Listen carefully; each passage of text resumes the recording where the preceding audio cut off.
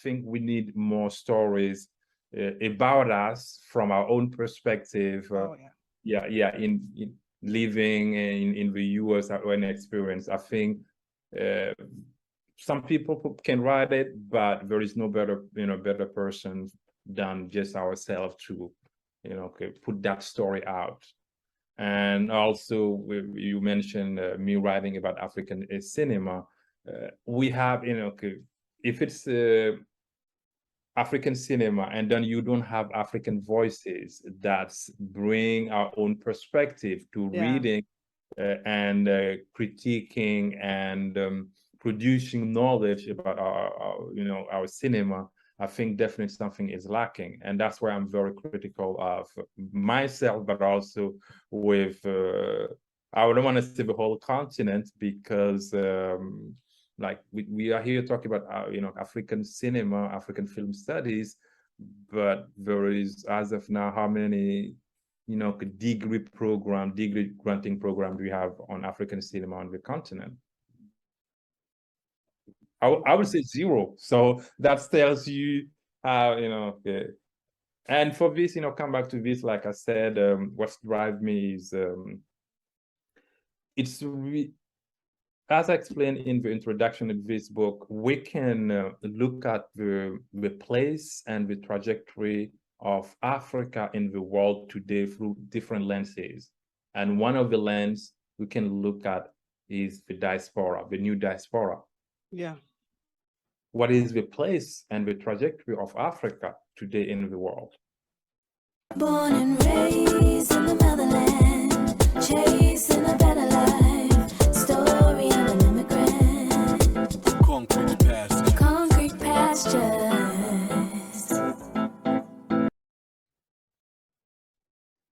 Hello, family. Welcome to Concrete Pastures. I'm Nancy Mulemwa-Sisi. Oh my goodness, today I have a treat for you. And we are joined by one of our African brothers, I would say, who is from African cinema, popular film genres, and film history, and film theory, and in the African diaspora. I'm going to introduce him shortly. But before that, I just want to thank you, each and every one of you, for joining us today, for tuning in, and to all of our new listeners, welcome to the family. I appreciate you for joining.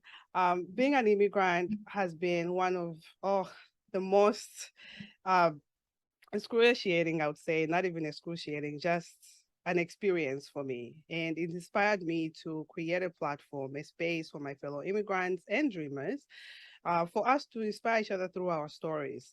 It also gives us a chance to just reflect on where we've been and where we are right now. And in those moments, in this moment, we're able to unlock the joys, the laughs, and the bravery that being an immigrant or dreamer brings. Now, let me introduce you to our guest today. I mean, some little remarks from his bio. His name is Dr. Boukary Sawadogo. Born in Côte d'Ivoire to parents from Burkina Faso, Dr. Boukary moved to the United States in 2006 to pursue a graduate studies, earning a master's degree and a doctorate. He has lived and worked in different parts of the US including Iowa, Louisiana, Vermont. Dr. Sawadogo has published extensively on African cinemas with 4 single-authored books on the subject. This is why he's here today. I want to dive deep into this. And a lot of you guys love film like myself. We love storytelling like myself. So this is a treat, like I said.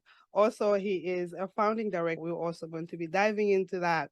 Beyond film and media industries, Dr. Boukary Sawadogo work is widening in the scope and depth in including a study of the encounters and exchanges between Africa and the diaspora. In this respect, he has authored most recently the book Africans in Harlem, an Untold New York Story. This is the book that we're going to be talking about. He's wrote already fourth book. This is his fourth book, I should say. As a writer, Dr. Sawadogo interrogates the place and trajectory of Africa today in the world through the diaspora. Please welcome Dr. Sawadogo. How are you? I'm doing well. I'm doing very well. Happy to be here. Congratulations on all your achievements, by the way. And thank you for joining us from Paris, from France. I don't know if you're in Paris, but in France.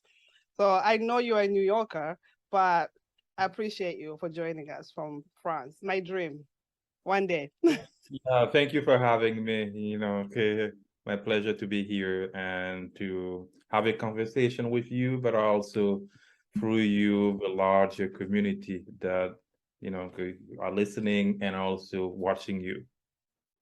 Thank you so much. Thank you so much again. And this is a two-part conversation. We wanted to give you, all of you amazing listeners in our diaspora, a treat. There's so many dreamers out there that are looking to move to the US, to move around the world. But today, Dr. Sawadogo is going to be talking about his book. Of course, we're going to talk about his media, what his contribution is, and where he sees, Africa in terms of cinema. But before we get into his book and all of that juicy stuff that he does, that's very interesting to all of us, I just want to get to know him a little bit from when he was in Burkina Faso, Burkinabe. Yes. And my sister told me that. So I was like, oh, I'm going to use that. So before he left and how he got here, so we'll talk about his part as being a student when he came to the US as well. So do you mind sharing with us how it was as a Burkinabe in Burkina Faso? In Burkina Faso, I would say that I was born in Côte d'Ivoire to Burkinabe parents, and as you may know, or your listener may know, there is a very large immigrant or migrant Burkinabe community in Côte d'Ivoire, about 4 million. So who work on in cocoa plantation. So I was born there to Burkinabe parents, and there is this tradition of this practice, maybe kind of present in other African countries, where we say, you know what, for the firstborn son, we'll send him back to the village to live with his grandparents so that he will know the real life. So, so I was sent at 4 years old. I was sent back to Burkina Faso. Sent to Burkina Faso to live with my grandparents. At 4 years old. Yes. Okay. So I can say that after 4 years old, I've never spent 1 year with my family, my parents, my biological parents. So I did, my elementary school, secondary school, and part of a university in Burkina Faso. And after sophomore year, I got a scholarship, a national competitive scholarship to go to Dakar, Senegal, where I completed a BA in applied foreign languages, which is tourism and business. And I was very excited, I got a degree, outside of the country. If I come back, I will get a very nice job, we dream of this. Then I come back, I land back to Burkina Faso, and it's like, wow, very tough even to get an internship. So I was, again, riding my bicycle that I rode many years ago, pick up that bicycle, riding around town, trying to find any job. So I ended up moonlighting, being tourist guide, English teacher, conference interpreter. I did a lot of things. And then I think in my third year, returning from Senegal, I passed the national competitive exam to be a diplomat. So So I completed the training, and what was left is basically, to be posted outside of the country. And Faith had it that during my hustle years, I'm still hustling even today, but when I came back from Senegal and life was very tough, I was also going to internet cafes. Now it's pretty easy. You have internet at home, but back then, you have to go to internet cafe where I will, could usually free, 200 CFA francs an hour, which is the equivalent of about 50 cents an hour, where I will go very quickly, do internet research about scholarships, about internship, assistantship at American universities, and I would go to the American Cultural Center at that time.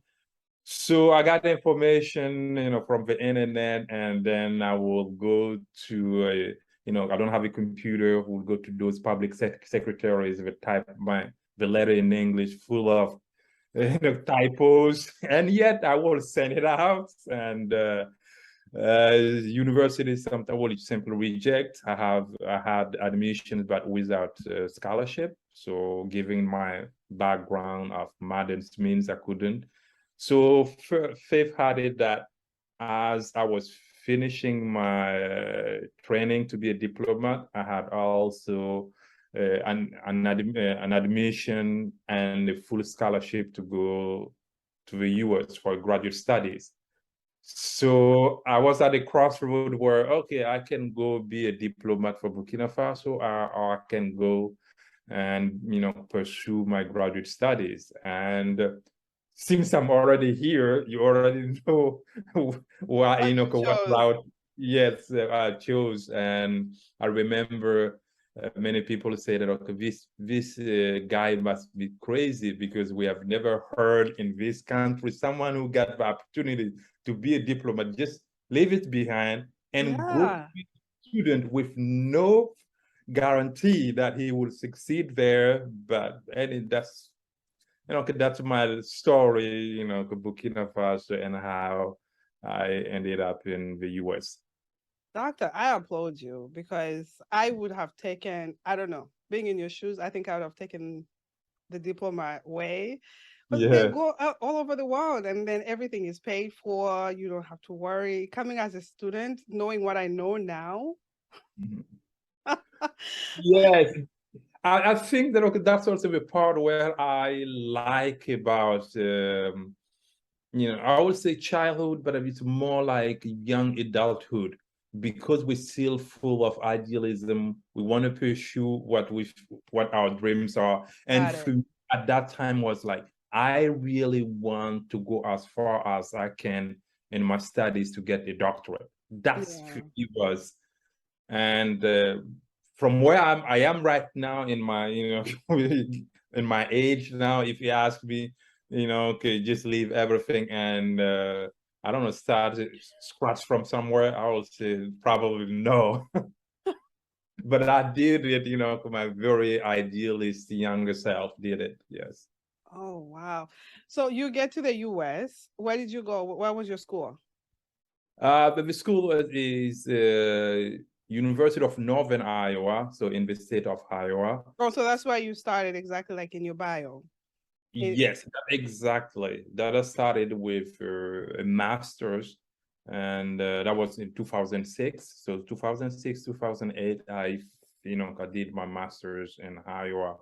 And to give you an idea, living the Sahel zone, okay. How was that experience living on campus? And once they accept you, before we go there, once they accept you, you go to the embassy and they give you a visa. Was that an easy process? Was just seamless or no?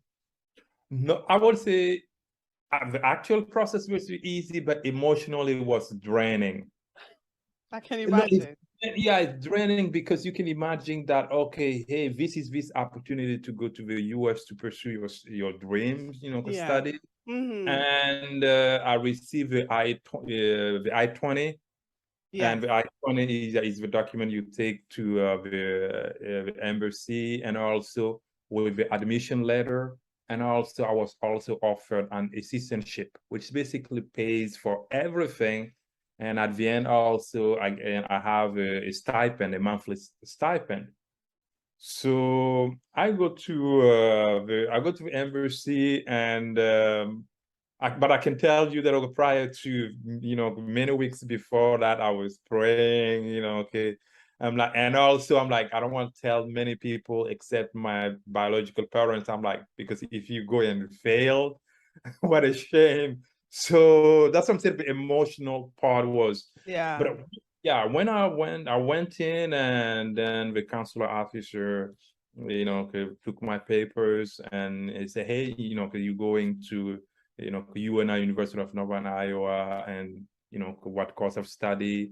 And I will tell you, less than 1 minute. We just took it and just, basically, repeat by, hey, you're going for, UNI for this course of study for master. I said, yes. And I said, okay. And he said, okay, come back in the afternoon, to get your visa. And I'm like, I'm walking out, and I'm like, am I walking on water? Like, I don't want to see people see like the biblical, Yes. image on water.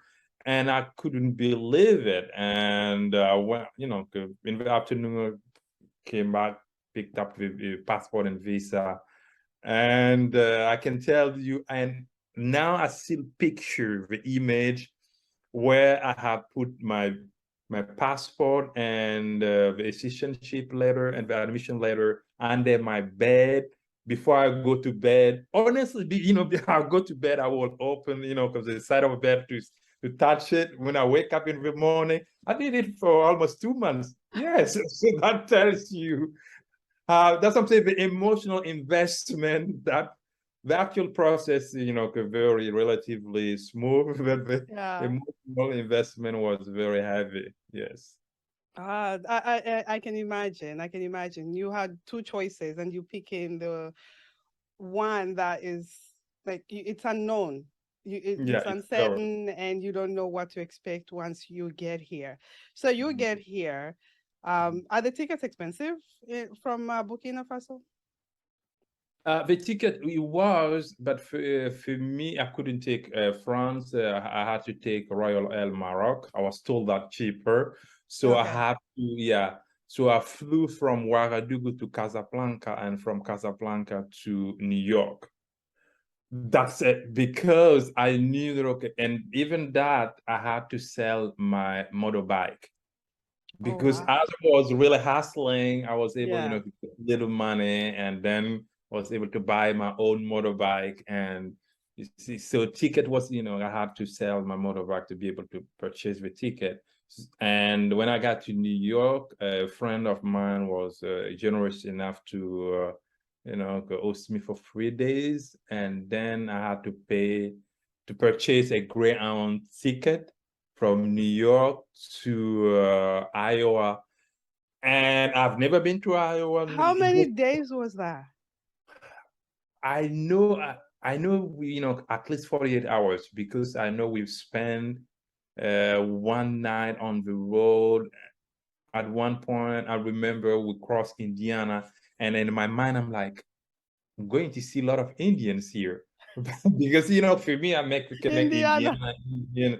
Yeah, so at least I've, 48 hours. And if you're familiar with the US with Greyhound buses, well, it takes you to everywhere. No, the Greyhound buses are fast too, also, like the way they move. They're really fast. Oh my goodness. Wow. New York and then bus. Wow. Yes, and I didn't know nobody. Simply, okay, I'm getting off. I remember Waterloo, Iowa. That's the station where I'm getting off. And then someone from the university, the international student office, is supposed to come and pick me up. But yeah, the rest, I know simply not to get off before Waterloo, Iowa. That was it. Oh my gosh. You remind me of myself when I came to New York. Every time I got on either on the bus, like the MTA passes that we have, the local ones. Mm-hmm. If I don't know where I'm going, I'll tell the driver, this is where I'm going. Can you please just let me know that this is?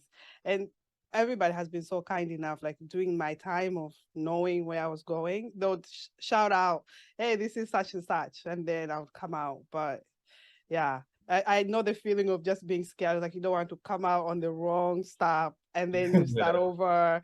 Mm-hmm. Yeah. But you get to campus.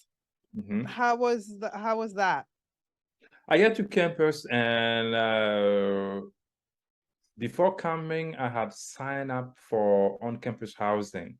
And I still remember everything clearly. It was in Bartlett Hall. That tells you how. Oh, so they all have like different names. Yeah, and that tells you after 15 years, I still remember all the details. It's supposed to be Bartlett Hall, and I got there, and I was told that, oh, you got a little bit early because you have to wait for 1 more week for housing, student housing to be available. And I'm like, okay, but I'm here. And that said that, okay, but one thing, one option is to change your application to on-campus student housing. Because Bartlett Hall was undergraduates, and so, and that I switched my application, and then I was able to have something on the day, on campus student housing. So I moved to, and I have a share my roommate. Actually, that's the very comical part, because my roommate was also from Burkina Faso. We were freshmen and sophomore students in the same department in Anglophone studies. Wow. But why we did not connect before, because everybody, if you are getting a visa going to the US, and you are like, I'm keeping this to myself. Yeah. So wasn't I wasn't propagating. Yes, publicizing, and he also not. And then I'm like, how likely is that to happen? So he was my first roommate, so from the same countries, from the same ethnic, whatever. So we stayed, and we are like, okay, we are back together. So, and then on campus, in my second year, I had my own 1 bedroom and campus housing. And on campus, students that had a scholarship, assistantship, I was supposed to teach 2 classes in French in the French program, and that was the deal. So that I don't pay tuition, and also I get a stipend. So as an international student, I'm not allowed to work off campus, and this was my only source of income. And if you're working on campus, you cannot work more than 20 hours a week. So if you work on campus, what type of job do you apply for? Like, what type of jobs do they have outlined? What you have, you can openings in the mail room, which is really, but where most students get jobs are in the restaurant. Got it. Because you have at least 3 restaurants on campus, and not cafeteria, but restaurants. I would say real restaurant be really be very, which I can accommodate more than 1,000 students at a time. Oh wow. Yes, and usually, if you come, you want first timers. If you want a job, first timers doing dishes are the first one. So yeah, I remember my second year, doing dishes, and I'm like, I don't like this. And then you will ask to move into where in the dining room where you can could serve, and I think I thought of myself that was kind of promotion, that from the dish room I find myself being an assistant cook and doing the work, and nice. Yeah, thinking about it, some of my students in French language classes will come. At first, I was like, "Oh my gosh, I just want to melt and disappear," because I think the professor, okay, in a cook, outfit. But Yeah. that's because I'm telling this because that's the mentality, when you just come. But okay, but few years, you don't. Who cares? Who Yeah. cares? Yeah. People, yeah, you will realize that, okay, everybody does it, and if you think highly of yourself, okay, who cares? So Yeah.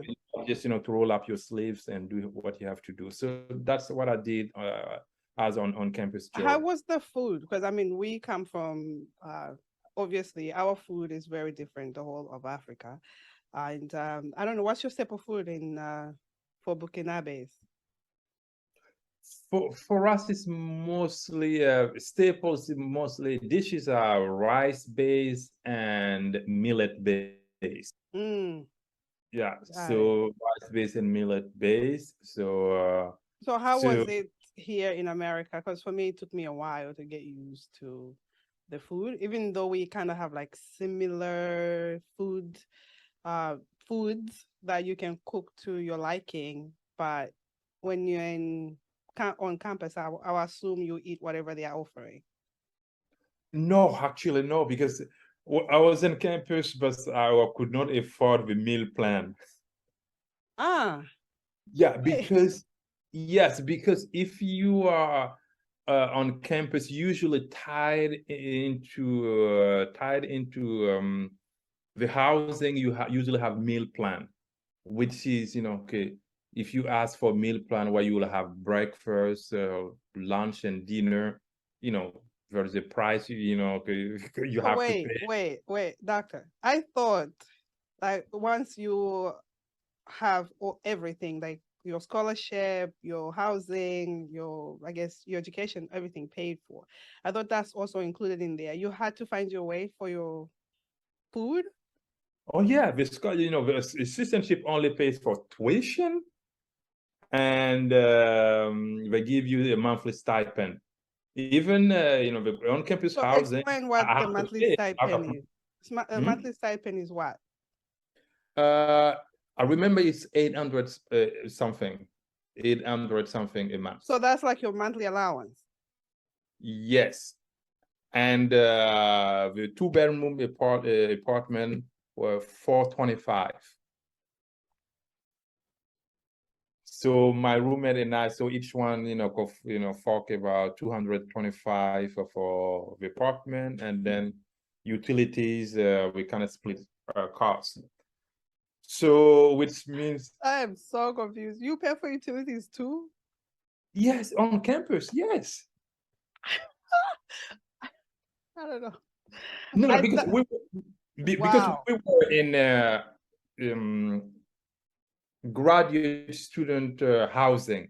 So if it Ah, were in a dorm, we yeah, wouldn't for it because we were not. I was not in a dorm. I was in a graduate housing, which were got it. like Okay, apartment. understood. Understood. I Yeah. guess because of that, I assumed it was like more like a boarding school, but Mhm. okay. So graduate housing is a little bit different. You pay for everything. The Yeah. house, utilities like you would, but cheaper compared to renting a house. Got it. Yeah, Okay. correct. Yeah.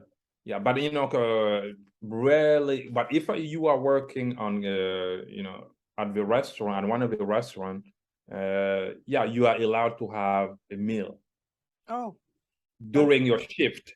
But if not, if you're going to go in, you will have to pay for it.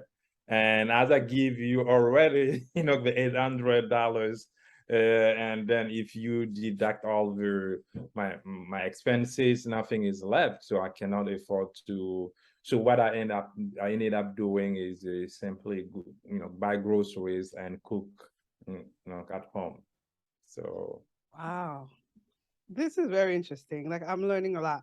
So, you come here. What happens to like health insurance? Do you have health insurance included in those fees? Because I mean, things can happen when you come here and or wherever you decide to go in the world to go for school. Is health insurance included? Yes, as part of your health insurance is included at the cost. The cost is was covered by the citizenship, but I cannot tell you by the amounts because it's been many years. But Yeah. it was covered. It was covered. But No, luckily, it's I've never. good to know that that's covered because I think that's something that's important. And for me, I would think about that. Like, is my health insurance included in case I get sick or something? Because you come into a whole new country. There's a lot of things that you might not agree with. Your body might react a certain way, the air, the food. So you want to have something just for in case. Um, so I mean, adjusting to a new country is a lot. Any differences in culture that shocked you when you were on campus, and did you feel at any point felt maybe discriminated against? You in Iowa, so it's far from a lot. Pretty white, if you want to say it. Yes, Yeah. yeah, it's pretty white. It's pretty white. Yeah, yeah, 95%. Yeah, white. Mm-hmm. Yeah. So on campus, I personally did not uh, experience discrimination overtly. Suddenly, also may happen, but okay, but not out of a system. Okay, maybe someone who simply okay, I've never seen a black person or never interacted with a black person. Sure that maybe at first they will be a little bit resistant, but racism, no, no. Oh, that's good. That's good. Yes. So yeah, so discrimination on campus, no. So if anything, okay, maybe okay, you might be a source of curiosity when you go off campus, but Yeah. yeah, because I've I was surprised looking back that many students and even staff member at the time who have had never visited like New York Yeah. or at that time. So for me, it's like okay, you are coming in. I thought everybody in the US went to the big city, took the airplanes to everywhere. Mm-hmm. Yeah. Oh, that's good. That's a good experience. I asked this because of a lot of us do experience it, whether it's New York or whatever state that you go into.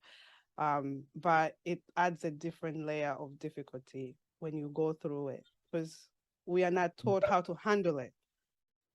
Yes, but yeah, that was that's Iowa, but I wouldn't say that the other Overall, state where I wouldn't say that the other state where I've lived and studied that I did not experience some forms of simply discrimination. Yeah, discrimination. Yeah, so got it. I know I was homesick when I first came here. I mean, of course, you don't have your friends like you have back home. You don't have your immediate family. How did you do with being homesick? Because that was big for me. I don't know. I will maybe surprise you and your listeners and viewers. I was not really homesick. Maybe I was like I wanted, to pursue. I wanted to pursue my studies up to the doctorate level, and also, as I said, earlier, very early, I left my family at 4 years old. Yeah. So I got used to not being around my family. So for me, it was like kind of just an extension of what I've been used to. Yeah. So You my second guest that actually has this. I spoke to Muma, and Muma was like, "No, I was very excited to be in the UK. It was an escape for me." So you're not the first one. So with that, I'm not shocked. I was homesick for like maybe 6 months or something like that, and then after that, I just got used because boarding school got me used to not having my mom around. No. Yeah, and my family all the time. So I guess you get used to your upbringing just Mhm. dictates on how, I guess, you behave as an adult and how you go about life in a lot of cases. Um, Anything you want to share of being a student before we dive into your book and cinema and every this lovely stuff? Yeah, what I would say that what shocked me as a student, whether at MA or PhD level, is the amount of reading, the reading assignment that's we had to do. Because back home in Burkina Faso and also in Senegal, uh, at the university level, we were not assigned a lot of reading, if any. Mm, Rarely the professor will come in, assign articles or even books to read.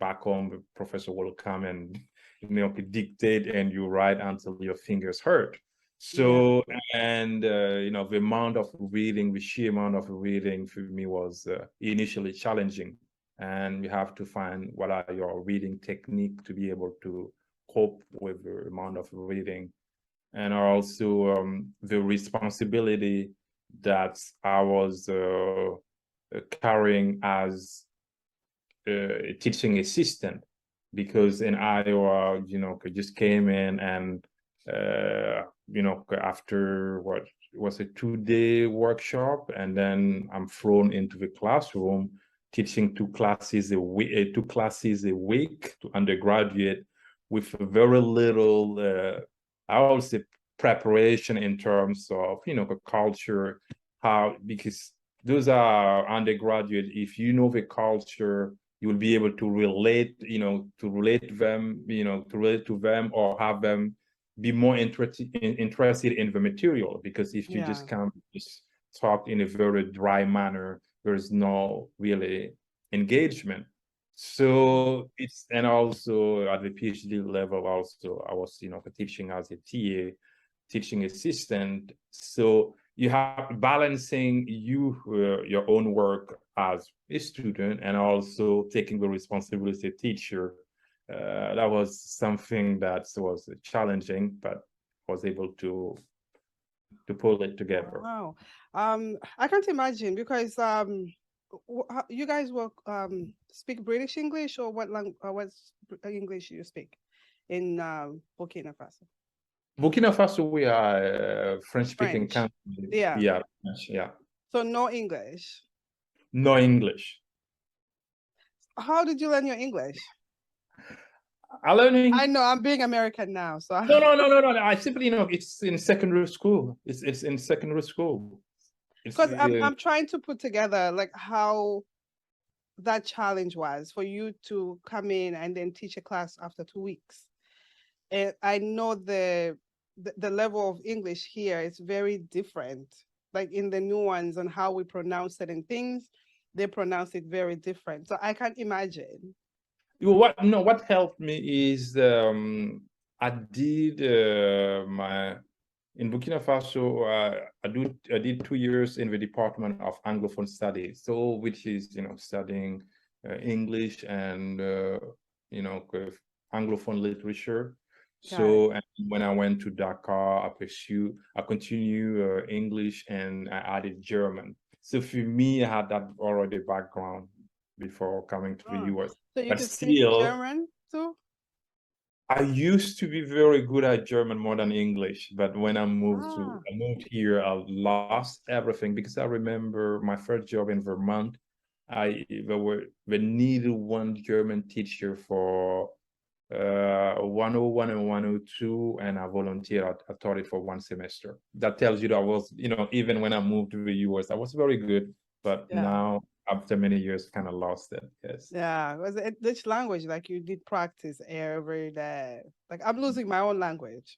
Like people ask me, I'm like, I don't know anymore.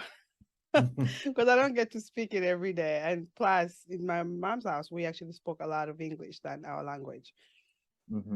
Yeah. Oh, wow. So you didn't have any challenges with any language, you know, language barrier or anything. You didn't have that. That's good. No. For me, no. Oh, Great. So It was more work on myself to do more work to be able to catch up, but I was able to cope with it successfully. got it. So fast forwarding, you've been to Iowa, Louisiana, and Vermont. Massachusetts, and then New York. How did you get to New York? What got you to move to the big city? I got to New York because at one point, because I was in Vermont, and at one point I'm like, that was my first tenure track job, and I thought that I needed to, to go to somewhere else. And I get on the job market, and there was an opening at the City University of New York on the campus of City College. So I applied, and after the different stages of recruitment, I was offered the job. So that's how I ended up in New York. Nice. That's a really great college. I tried to apply there. I was not accepted, so I went to Hostels College. But I was good. It was cheaper for me to go to Hostels. No, City College is one of the top colleges in New York, so it's really good college. It's a 4-year college, right? Yeah, it's a 4-year college. Yeah, we're in the CUNY system. Yeah. And so we're going to talk about your book. And how did you get to write this book? I love how you describe Harlem, and actually even painting a picture, like almost giving us a map of exactly where Harlem is. I was shocked. I was like, wow, this is great writing right here. How did you get to write this book? What motivated you? What inspired you to write this book? What inspired me to write the book is simply being in Harlem, because I would not have written this book if I wasn't in Harlem. And for me, it's simply the fall 2015, when I moved to Harlem from Boston. The shock was, I'm like, I know Harlem is about African Americans, Black Americans, but how come you have a lot of Africans here? Yes. Yeah, because you walk the street. It feels like home. It feels like home. It feels like home. Yeah. I hear people speaking my own, native language, Yes. more. Yeah. Other West African languages, any food you want from back home, you have it. You have the African market, and I'm like, but I was thinking to myself, but from outside, you don't have this image of this idea of Harlem having a very large and dynamic African communities. Yeah. So for me, that was the point, the starting point, and I'm like, there is a more nuanced and a complex Harlem story that need to be told. So that's how I got started writing this book. For anybody who's been listening to us, the name of the book is Africans in Harlem, an Untold New York Story. Yes. And you can get this book as we continue to talk about this book right now, anywhere. If you have an iPhone like me, I bought the book already. On iBooks, it's great. You can start reading with us. Amazon, anywhere. Amazon, everywhere where books are sold, it's there. And there's a lot of writers that listen to this podcast. I just want to get into your spirit of writing. How long did it take you to write the book? Because I do, when I do my solo episodes, I dive into my memory and write out my script, even though I don't follow it. I write it out and I'm tired after that. I can't imagine writing a whole book. How, what's your process? And how long it took you to write this book? From the idea of a project, the idea of a book to the print copy, say 6 years. 6 years. I would think it would take less because this is your fourth book. No, yeah, the 6 years, but simply I don't I don't work on one book at a time. Usually I'm travel between two books at this time. Yes, because this came out, less than 2 months ago, but in Yeah. between I've already published two other books. Yeah. So which, okay, as I was working on this book, I've worked on two other books at the same time. And maybe as I was, we're having this interview, I have a book coming out in December 9th. And there is another one that I'm already halfway through it. Oh my God. So, just to say that, okay, in terms of how I work is, work on different, at least two projects at a time, because I'm very cognizant of the fact that a book takes a lot. It takes a lot of time so I don't want to wait 6 months, 6 years to just, after, for a book to come, and then another 6, we don't have that long a life. Is this depends on like the content of what you're trying to put in each book, on how fast you write it? Is that what it is?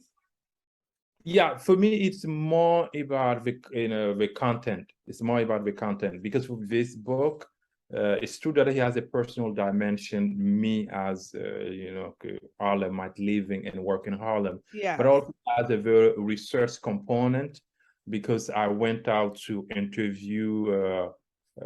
do interviews in the community. And also I did archival research at the Schomburg Center, at the Riverside Church, and also at other venues.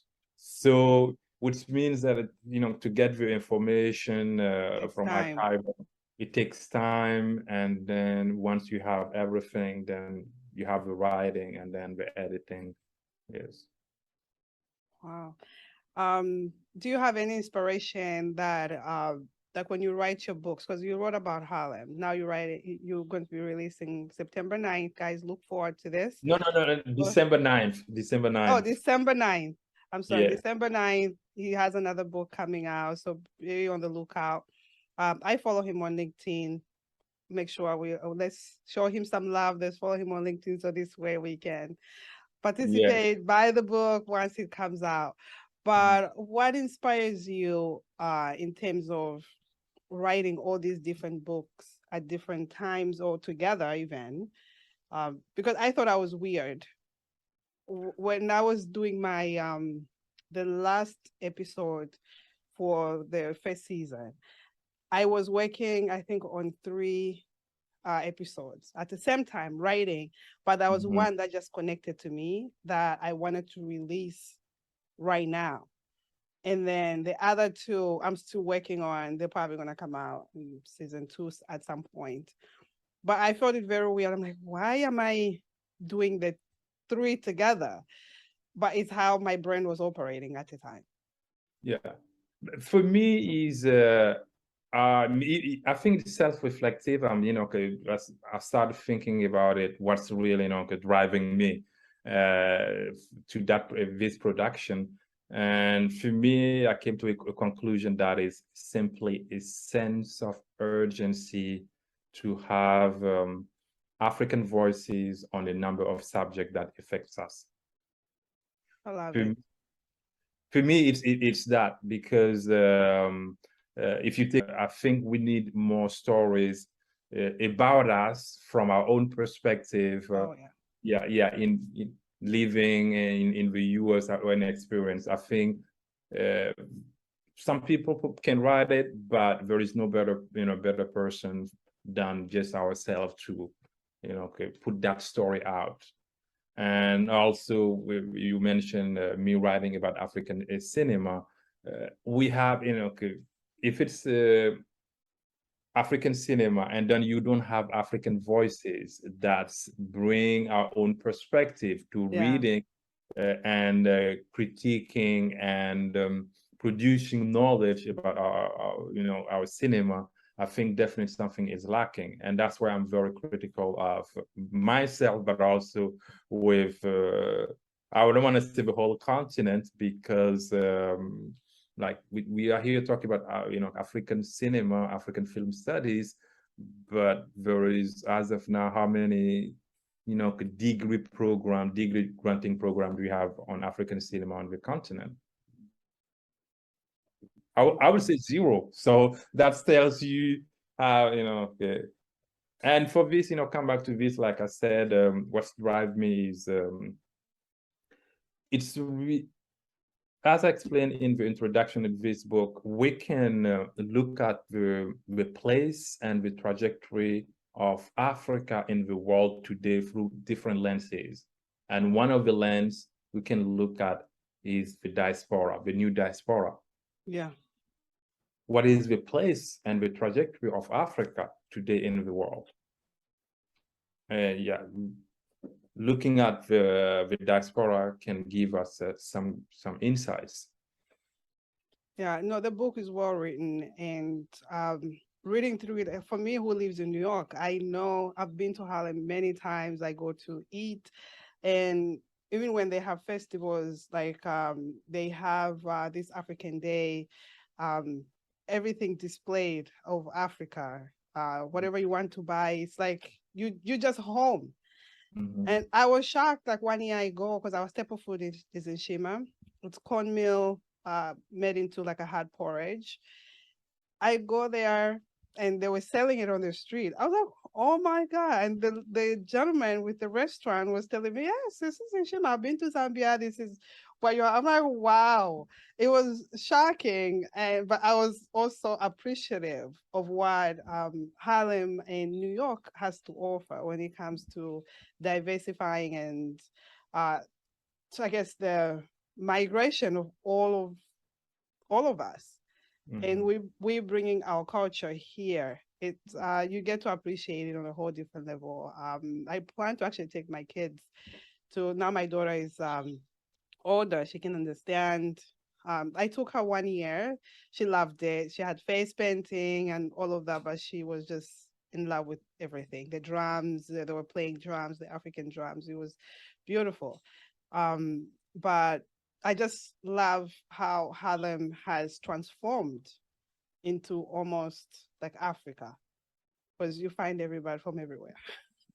Yes, I think that's a very complex and nuanced story of Harlem today, which a very thriving African presence. And what sometimes doesn't get told enough is how African immigrants have contributed culturally and economically to the revival of Harlem, because we think of Harlem automatically, we associate Harlem with the Harlem Renaissance, the heydays of Harlem, but we sometimes forget that between the 70s and the early 90s, Harlem went through neglect and gang violence, the crack epidemic, and you have the early 90s, African immigrants started moving into abandoned buildings, and automatically those buildings start appreciating in value.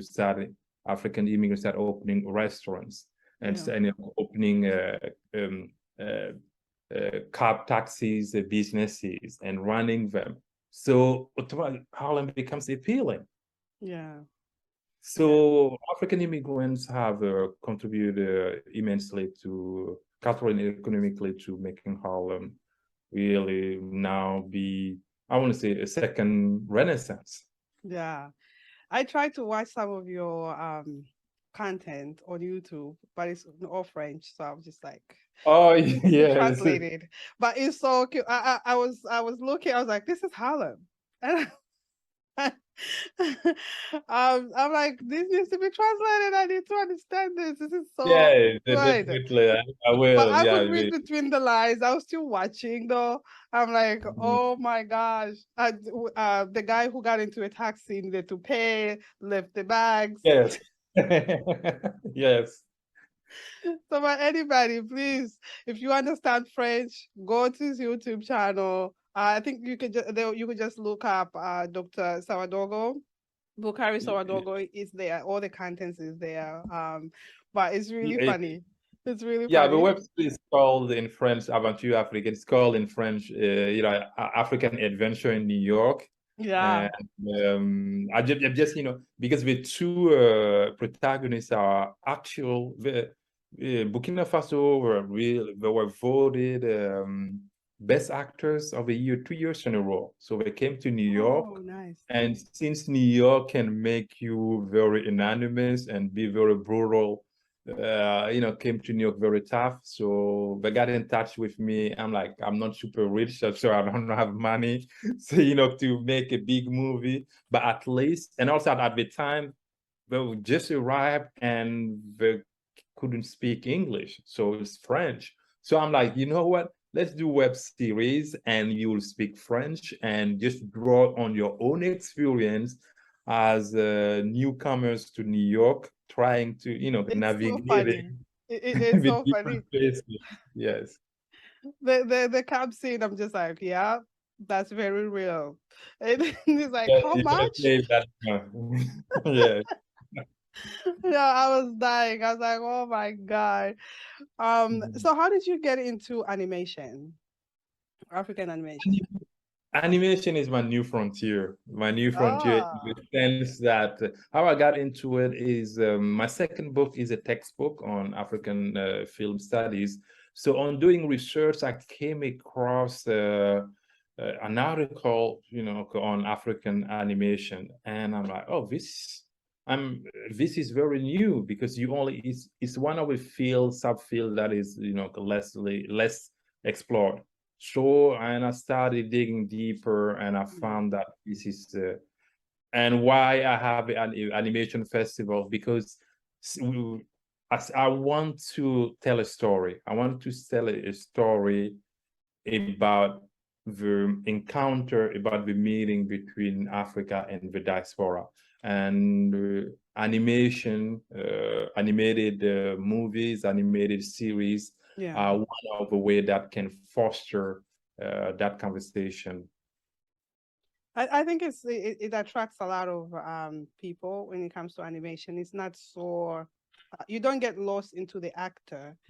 I think you get lost into the story when it's animation. And Yeah. I appreciate animation. I love animation. So I can't wait to see a lot of your stuff. You have anything out for animation or no? No. Animation, is a festival, and I will be on sabbatical this year, so I'm working furiously on the next edition of the festival. Nice. Yeah. Where it's gonna be in New York? Yes, New York, yes. Oh, nice. Shoot us the dates. We'll support and we'll post on social media whenever you're ready. Okay, thank you in advance. Yes. Um, anything you want to share about African cinema? Like, where do you see it going? Because there are a lot of people that are amazing creators in Africa. I think what they are lacking is, first of all, the internet is just, I don't know. In my country, I just found out we have more than 70 podcasters, content creators. And I think one of their challenges is the internet. It's not like here, you have it in your house, and over there, it's bundles and bundles. For somebody who's trying to make a film or a movie, whatever, or a series, where do you see that changing in the future? Because I think South Africa is like top, and then Nigeria, I don't know what type of internet they use, but it seems to be working out for them. Yeah. So for me, African cinema for me is kind of at a crossroad, because we have the technological innovation and development, which has opened up opportunities in terms of production. You don't have to, be super rich to get a high-end camera. You can get some camera, when I say, professional or semi-professional, and make a good movie. The same thing for editing, the same thing for distribution. So you have these opportunities that the technology has helped open up the potential.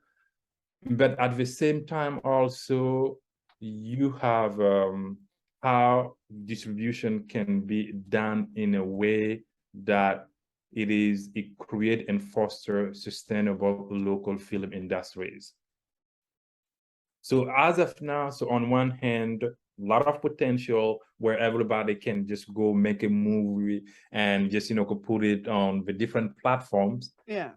But the younger generation, but at the same time, is, what are the ways that you can monetize this content for yourself, so that you can make a living, for yourself, but also beyond yourself in your country or region. So what are the opportunities that this technology has translated into sustainable local film industry? To make it very concrete, you have maybe I will get, grab some favors. You have, the big, giants. I will take the example of Netflix, that start, has a very strong interest in the continent. It has entered in the continent through a co-production agreement or simply agreement to buy content, and also, for some countries, you can have access directly to Netflix on the continent. Yeah. Yes. But has that translated into sustainable local film industry development? No. As if we're just tapping into the opportunities that is right now on the continent and just extracting the resources and just going. I know, Netflix, I think back in January, will launch a $1 million scholarship to give out to film and media students. I think they started in Southern Africa, and the plan is to expand to the rest of the continent. But $1 million is like, just a drop in the bucket, and just training, I would say, human resources or just training the students, that's good. But I think, why not open up opportunities for Africans film industry, big at the national level, to get some of the expertise so that they can start building their own, local film industries. If it's just to say, hey, Nancy, I'm here, I would like you, to produce this content, and this is the money you produce, and you make money for yourself, and even for yourself, the opportunity will be gone. You're not sure that it will come back in 1 or 10 years. Yeah. So wow. Yeah, I'm just in the case of Netflix, but we can expand it to HBO, the other, online streaming giants. Yeah. No, I mean, wow. No, I wanted to ask this question because of so many brilliant people that are working on the continent, and I think the resources and the finance portion of it is what's lacking in order for them to be successful, like maybe to get to the Hollywood level. But there are a lot of brilliant people on the continent. Yes, that's where I think maybe this is just one, suggestion. Maybe if we have more joint ventures between African directors and African Americans directors or stakeholders in cinema, maybe it can also give African cinema a boost. Because if we, in couple of weeks, you will see the release of The Woman King. I can't wait. I cannot wait. I'm looking forward to that. Yeah, the release of The Woman King. Yeah, I'm not, I don't want to say, I'm being, don't touch Africa, but I'm just, the story is really from the continent, and the continent belongs to, those born there. I see where you're going with that. Yes, but I'm saying that, if the diaspora see the potential and can come and make blockbuster movies, I think that we can, if we cannot do it on ourselves, maybe we can align ourselves with them. Yeah. Because we talk about Woman King, but the same thing for Black Panther, and then the sequel that's coming, and we see that how the whole world embraced those movies. Yes. So it's not like in terms of potential, we don't have a potential, we don't have a stories. It's simply that we don't have, we are not in the studio system. We're not really connected to the studio system. I'm talking about Hollywood enough to get the type of money to make those movies, to promote it. Because I agree. Yeah, because so far I think those the funders, I can name them. I'm even on one commission for for funding film for most of the continent, but they're very few. It's like 2 or 3. Oh, And 2 or 3. We have 54 countries. No, I'm talking for at least for French-speaking Africa. I know where you can go and get really good money. Doctor, how about the rest of us that speak English, that speak other languages, Swahili? How we get those funding? No. That's what I'm saying. That because with different parts of funding, if I'm talking about the multilateral, where you can get good money. Yeah. But otherwise, you have a national level. You have a national film fund that will disperse money for filmmakers. But sometimes the pot is not large enough to really help even 2 good films. I'm talking good feature length. Gotcha. So filmmakers are compelled to go to multilateral organizations that have a big budget. So, and if you are 200, applying for the fund, and they fund you this time around, I think you keep coming back.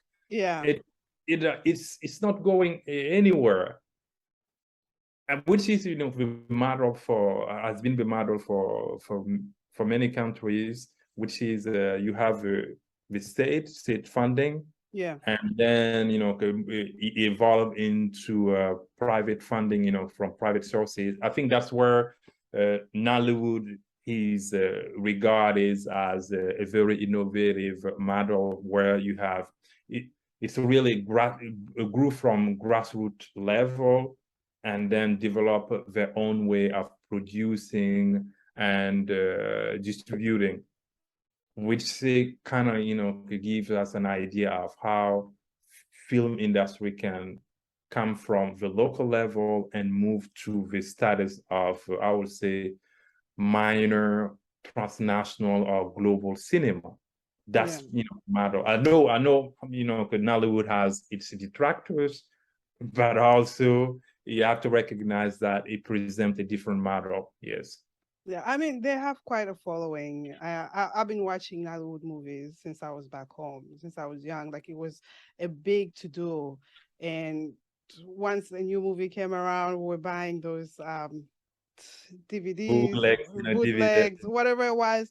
We were excited to see someone who looks like us on TV, and no matter what they were doing, whether it was screaming or showcasing what, like, witchcraft wise or whatever it is that they were showcasing on TV, but as long as they looked like us, it was just like, wow, this is really great. So I think a lot of us in the diaspora would love to see more of that, like people who look like us, who are Africans. We love Hollywood movies. I mean, we take from those, some of it is taken from what Hollywood is producing, but at the end of the day, I think Africa stays to the core of representing what Africa is. And we want to make sure that it stays that way, instead of people traveling from, Burkina Faso to come here to learn what filming is. Maybe we can provide those resources to them in a way, in the countries where they are filming or want to learn or creating content. Oh, nice. Nice. Yeah, that's why I think that South Africa's Showmax is doing something interesting in that you have content that's I've seen content that I don't understand, but I'm fine with it. Content in local languages that are distributed. That's a very interesting approach. Yeah, no, it's great. I've been watching South Africa TV as well, like since I was young, and I've always enjoyed. Even when I don't understand, same thing like you, I can read between the lines. If they are speaking Zulu or whatever language they are speaking, sometimes Mhm. they even have the words in English. Subtitles. Yeah, Mhm. subtitles, and it's great. You can follow, but again, a lot of us want to see people that look at like us on TV. Like Lupita Nyong'o, for example, when we see her, it's just like, oh my God, it's great, and she's representing, whether it's in Hollywood or in Africa, filming an African movie, which is great. So we need that. Hollywood, we need your help.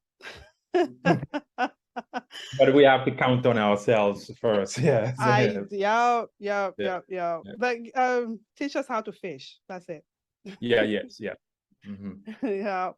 Um, what advice would you give anybody who's in your shoes right now? They want to come and get their PhD.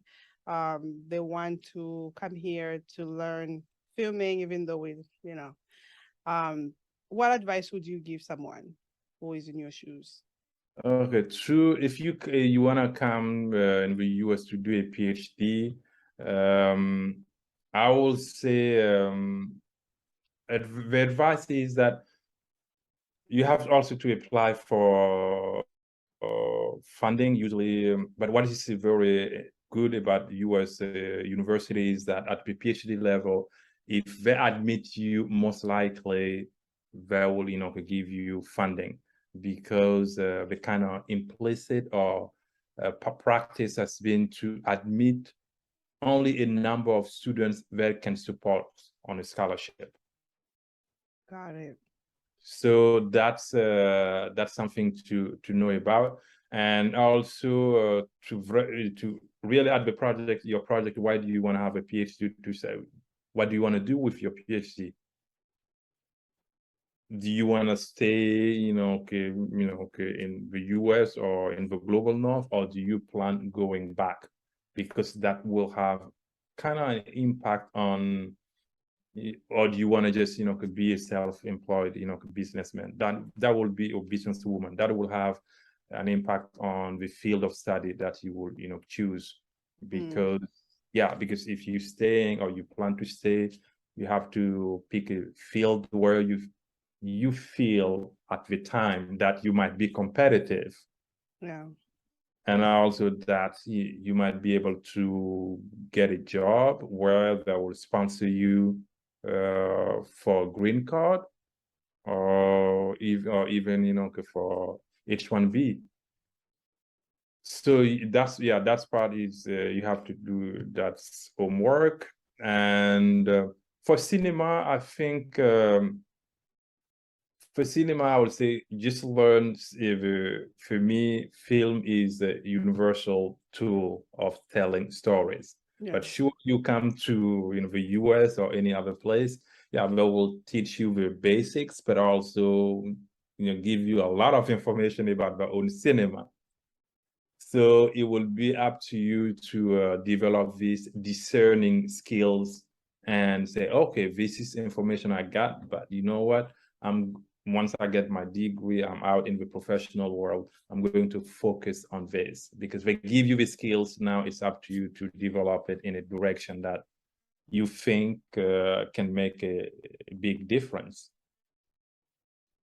Wow, well said. You've been here since 2006. You've gone to college, you're now a professor, but you stick to cinema, and you are a writer.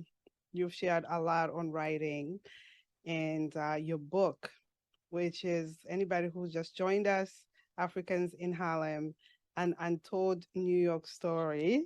Lovely. It's a great book. I recommend for you guys to check it out, buy the book, let's support our guest.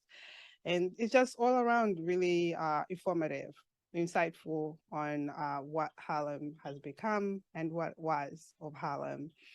Um, have you found your concrete pastures out of all of this? Like your green pastures or your concrete pastures? I will say that, okay, if the question is home, I think it's where you feel at ease and where you feel that you are making the most contribution, according to your skills and your God-given, talent. So for me, yeah, the US, but also back home. So I'm always on the continent too. So for me, Yeah. yes, for me, I see myself between the two. Nice. No, I mean, if you are able to do it, because not everybody can go once Mhm. you're an immigrant, but if you're able to and afford it, even if you're able to, but yeah, the ticket's expensive. Very expensive right now. Yes. Yeah, because I mean, people stay here 20 years, 30 years, not able to go home. It's not to their, wanting, but it's just the situation. Each person is different. But I applaud you for you going back and forth. That's really great because then you don't forget about home. You're not so removed from Mhm. home, which is great. And what do you live by? What motivates you? What inspires you to do all of these things that you do every day? What wakes you up? What keeps you going? What's keep me going? I think something that, like I said earlier, I lived with my grandparents.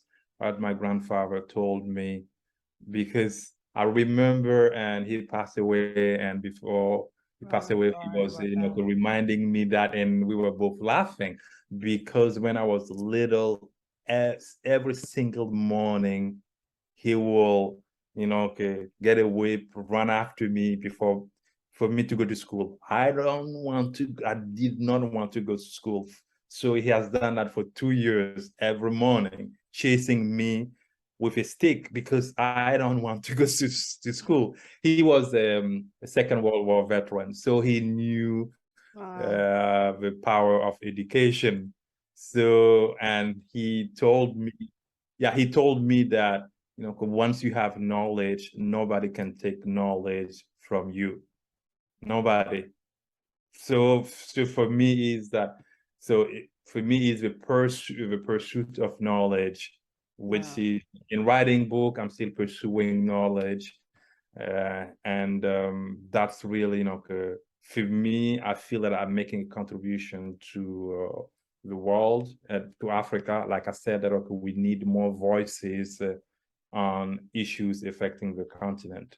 And also, if I want to be more pragmatic, being in the context of a US university, um, early on in my career, I would say a mentor told me, he said, Boukary, you know what?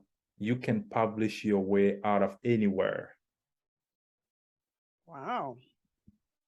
That's no, I'm saying that if you are in the US university, let's say that, Yeah. okay, you are at one university, you want to move up, you want to go to, yeah, that's if you have to publish. Yeah. So Yeah. yeah, you have to publish because that becomes almost our business card. Yeah. It's true. Yeah, that's what I'm saying. If you want, I want to be more pragmatic, but for me, Yeah. is the motto that my grandfather gave me is like, you have knowledge with you, nobody can take it away from you. So people might dislike you, whatever, you have it with you, and you can make a difference. So Well said. Well said. I can talk to you forever. There's so much in your book that I can go through, and there's so much of the content that you have on YouTube and a lot of the things that you post on LinkedIn. For anybody who's listening, your story has been great. Thank you so much for sharing, and please let's support again Dr. Boukary Sawadogo on his books that he's written, not just the Africans in Harlem and Untold New York Story.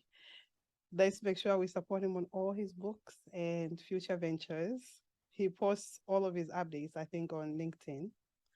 I'll have yes. all your contacts just share with us where they can reach you. Everything will be in the show notes, but just share with us on how everybody can reach you. Yeah, I can be reached on LinkedIn. So if you type Dr. Boukary Sawadogo, it'll pop up and you'll see someone, grinning, smiling. That's me with glasses. And I'm also on Instagram, and also on Twitter. I've started to be very active. Yeah. And also that's why I saw you actually on Twitter, and then I Twitter. Oh, yeah. Yeah. So yeah, on Twitter, yeah. So on Instagram, LinkedIn, Facebook also. Yes. Yeah, I saw the signing of your book, and I was like, oh yes, Africans. All right, let's do this.